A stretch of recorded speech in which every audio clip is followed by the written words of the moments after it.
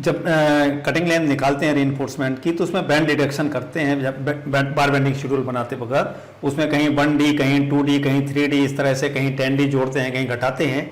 ये क्यों करते हैं, कैसे करते हैं और ये कहाँ से आता है, ये कैलकुलेशंस इसके क्या हैं, क्या इसका बेसिस है, आज हम इस वीडियो में देखते हैं कि ये कैसे होता है, इसका बेस क्या है, कैलकुलेशंस क्या है।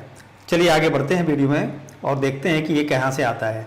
देखिए जनरल प्रैक्टिस क्या है कि general practice for deduction of cutting length of reinforcement bar क्या है कि फॉर 45 डिग्री बैंड के लिए हम 1D डिडक्शन करते हैं, फॉर 90 डिग्री बैंड के लिए 2D डिडक्शन करते हैं एंड फॉर 135 डिग्री बैंड के लिए 3D डिडक्शन करते हैं। हुक लेंथ हम कितनी 10D लेते हैं। नॉर्मली ये प्रैक्टिस है। नाउ वी विल सी कि how this is arrived upon. ये कैलकुलेशन 1D 2D 3D आता कहाँ से और क्यों आता है। देखिए let us consider 45 degree bend for 10 mm dia bar as shown.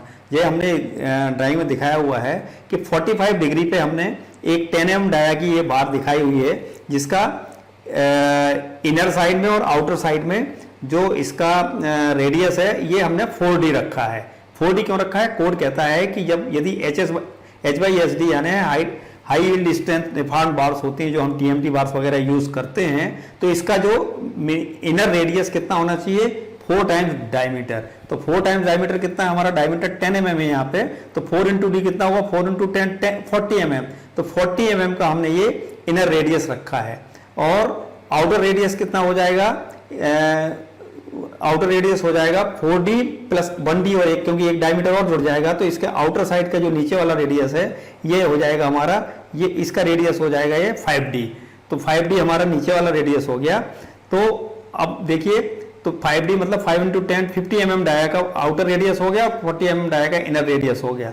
तो हमने जब ये ड्रा किया दोनों एजेस पे तो हमें क्या मिला कि उस पर्टिकुलर लेंथ पे अंदर की साइड में 16.57 और 16.57 की लेंथ मिली और उसी लंबाई में आउटर लेंथ कितनी होगी 20.71 और 20.71 ये लेंथ हो गई यहाँ पे, ठीक है, आउटर साइड में एलोंगेशन होने के बाद।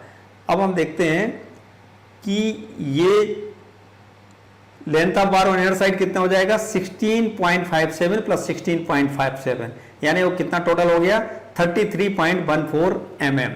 और आउटर साइड में कितना हो गया लेंथ ऑफ बार, सेम बार की बात कर रहे हैं हम, 20.71 प्लस 20.71 41.42।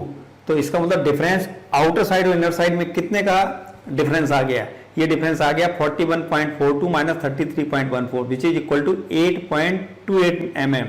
यानी बाहर का जो साइज है उसका 8.28 mm ज्यादा है अंदर के साइज से, यदि हम 4 टाइम्स डायमीटर इसके रेडियस पे हम इसको बेंड कर रहे हैं। तो अब आप देखिए विच इज अप्रोक्सीमेटली 10 mm यानी 8.28 mm जो आया हमारा, ये 10 almost diameter of the bar जो 10 mm की थी लगभग उसके बराबर ही है। तो 1D हो गया ये, यानी ये 1D हमारा कम हो गया, ठीक है, ये डिडक्शन हुआ। अब हम देखते हैं 90 डिग्री बैंड के लिए, भाई 2D is consider. 90 degree band में हम क्या करते हैं 2D करते हैं। तो let us consider 90 degree bend for 10 mm dia bar as shown. देखिए ये 10 mm डाया बार है तो इनर रेडियस हमें कितनी रखनी है 40 mm, क्योंकि 10 डाया बार के लिए 4D और आउटर रेडियस रखेंगे हम 5D क्योंकि एक डाया का उसका बढ़ गया। तो 50 mm डाया हमारा आउटर है, इनर डाया के ये है हमारी रेडियस इसकी 40 mm।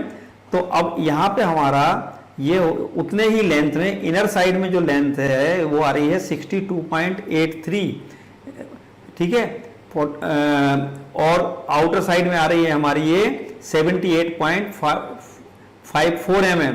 तो length of the bar on inner side है 40 प्लस 40 80 mm, जो यदि रेक्टेंगल में हम जाते सीधे जाते तो, लेकिन arc length of inner side of far band कितनी है 62.83 और आर्क लेंथ फार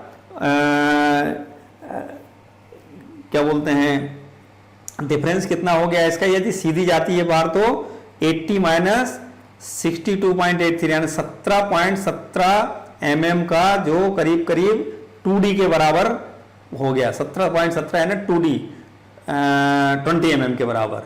इसी तरह से यदि हम आउटर फेस में भी देखें किसकी लेंथ कितनी बढ़ गई है तो देखिए 50 प्लस 50 यदि हम परपेंडिकुलर सीधी जाती है और सीधा 90 डिग्री एग्जैक्टली बनती विदाउट रेडियस मुड़ती तो ये 50 ऊपर जाता और 50 साइड में जाता।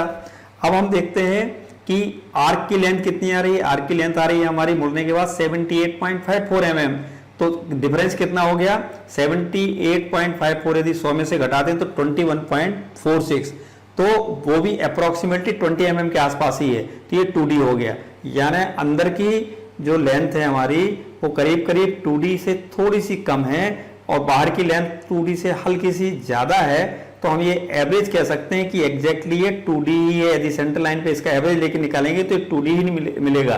तो यानी हम 90 डिग्री बैंड में यदि 4 टाइम्स डाया ऑफ रेडियस का हम बैंड देते हैं तो हमारा कितना आएगा, 2D 90 डिग्री के लिए।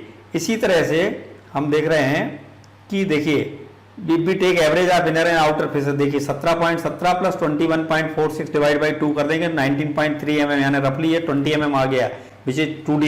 अब इसी तरह से हम क्या करते हैं, 135 डिग्री के बैंड के लिए 3D होता है, यानी हर 45 डिग्री के लिए हमारे पास एक 1D के बराबर डिडक्शन करना है। 45 डिग्री के लिए एक 1D, 90 डिग्री के लिए 2D और 135 डिग्री के लिए 3D।